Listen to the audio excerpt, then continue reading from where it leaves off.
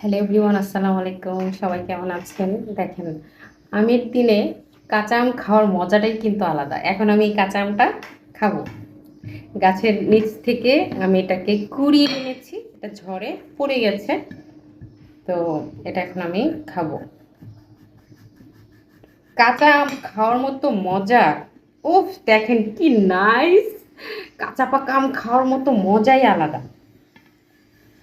এটা যেহেতু গাছ থেকে মাত্র আমি কুড়িয়ে এনেছি, তাই আমি এটাকে একদম চামড়া সহ খাবো।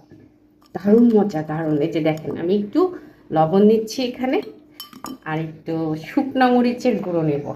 এই যে,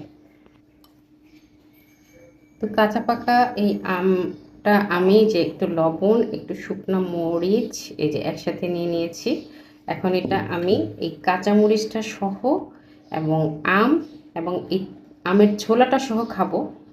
আম এবং আমের এই ছোলাটা সহ খাওয়ার উপকারিতাটা হচ্ছে আপনি এটা থেকে মিনারেল পাবেন এবং এটার যে ছোলাতে যে ভিটামিনটা আছে এটা আপনি পাবেন। তো খাই, বিসমিল্লাহ।